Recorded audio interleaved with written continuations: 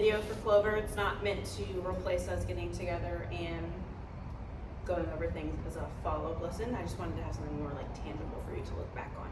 So the first thing is recognizing genetics.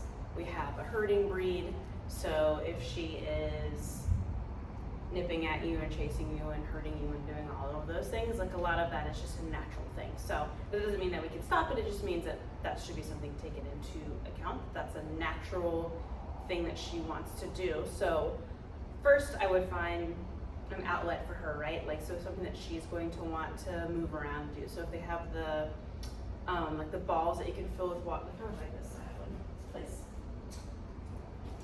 But it's not this exact one. Where are you? Jolly Ball is the brand, I think. This is Tuggo. But it's something like this, minus the rope, where like you can fill it with water and it kind of like moves weird, where she can push it around. Or they have like similar, the puzzle toys that you can fill with her meals or special treats, where she has to kind of like knock them around to dispense food. So that I would deliver her meals that way, so she can kind of get that genetic biological fulfillment. So that's that. I can send you a link also for like enrichment toys. That's like an Amazon link thing where I have a list put above the different types of puzzle toys. All right, so the next thing, hi, is establishing like a better relationship. So with dogs, the way that they communicate, it's not so verbal, right? Like they don't use words how we use words. They make noises and all, like bark and whatever. That's much more so tied to an emotion. So like barking and doing all of those things, like she's expressing herself. That's how dogs are expressing themselves. So when we're trying to communicate with them, obviously we are verbal creatures. And if we're trying to get a point across and she's not listening to a conditioned response word, like a marker or a command, then our go-to, right, is to use more words. So if we're trying to tell her to stop, leave us alone, blah, blah, blah, doing all of these things, we're just saying more and more and more words. We're adding to an already emotional moment. So like we're fueling that, and it can get her much more excited. So like if she's coming up and nipping at your legs, and you're like, Clover, blah, blah, blah. In her mind, she's like, we're playing, we're having a great time. Like I haven't seen it in action, but I doubt that she's trying to hurt. She won't be malicious. So how dogs do communicate is much more physically. We have body language and we have different sources of pressure. So if she's not listening to a word, like I would say when we're telling her no or to stop something, we're going to use very minimal words, right? Like I said before, pretty minimalistic. I'm going to use a command, I'm going to give her a marker. That marker can be no. And if she doesn't respond to just those singular words, then we're going to get physical. So I haven't even really done anything with her yet. I just wanted to make a video. We're going to use that word out and no, and then everything else is going to be spatial pressure and leash pressure or e-collar pressure. For this, I would definitely gravitate much more towards the leash. I would honestly let her wear just like a cheapo leash around. Anytime she starts getting worked up, we can grab the leash so that we're not grabbing towards her face or her body where she's going to learn how to duck.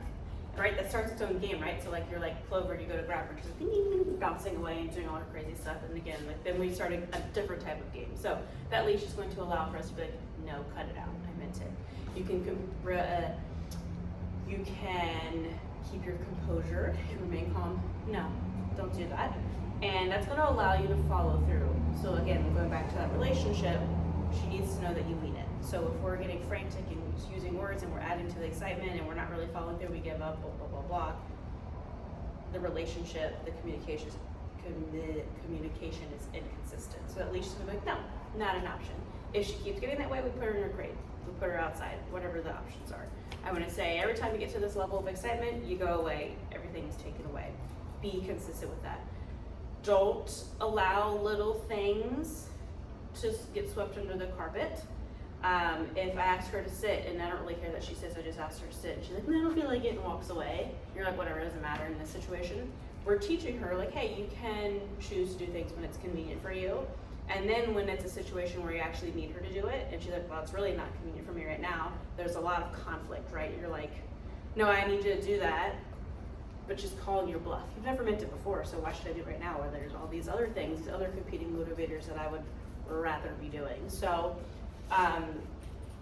don't choose a bunch of battles, like choose all of them, if that makes sense. Like always follow through with the things that you want. Every time she gets a little crazy, nope, too much, let's go away. You go and you're great. Just long enough to where she settles down, you can come back out and hang out again. Balance that with biological fulfillment, enrichment, things that she likes to do. I would just say like every time she gets vocal with you, loud, barking, nipping at your ankles, all of those things, no ma'am, put her away. Or it could just be, no, cut it out, go to your place. She's on her place right now doing a lot of impulse control, so we can give her that skill set of like, I'm gonna move around you and do all of these things, and things are gonna happen, all of this stuff. Place, just go hang out and relax. That doesn't mean that she has to be locked away all the time. It doesn't mean she's not allowed to have fun and play, but give her, like establish boundaries and give her like an idea of what she should be doing in those situations. She's also at literally the worst age ever, right? Like 10 months old, 10, 11 months old, that's like the epitome of a teenager. Again, not an excuse. We have to teach her how to exist. We have to give her expectations. That was the word I was looking for. We have to show her what our expectations are of her. So it's more right now, rules, rules, rules, rules. This is your window of opportunity to be crazy. This is your window of opportunity to express your drives. Everything else is your calm. So we're showing her how to live at liberty with us. If we're just letting her free roam all of the time, she's gonna make decisions that are genetically appealing, right? Like she's gonna chew at the furniture or pick at you or bark at the kids or whatever the situation is. I don't remember what the email said. She has the capability of being a low-mannered dog. We're just slight upward slope dealing with genetics and teenager puppy years. Stick to your guns. We can still get together for a follow lesson. Remember that word out. Like I would utilize that pretty regularly, right? Like every time you're walking around, like making her move out of your space, going in and out of doorways when she tries to barge through and is all amped up and crazy, out, move. It doesn't have to always be followed with food. Create an expectation. Like I use a lot of food when I'm teaching things and putting value on things, but at some point it's like, this is just my rule. When my dogs come in, if I'm cutting, like they like steak night, that's their jam. So when we're cutting up meat and things like that, that's the only time they really kind of like, hey, what's that over there on the counter? Out, get out of here. There's no food, there's no rewards, there's no yes, there's none of that. It's just out, go. It's not an option. To the point where I can leave all of those things out, I can make their food and have it sitting on the table, nose level. I can go all the way down to the other side of my property, come back in, and nobody's touched anything because I have established that boundary. And it's not done through like any type of punishment. It's just, nope, not an option. There's never success in it. I actually have videos, I will send them to you if you want, of me doing this, where I make all of their food and then I leave for like 10 minutes to go feed my horses.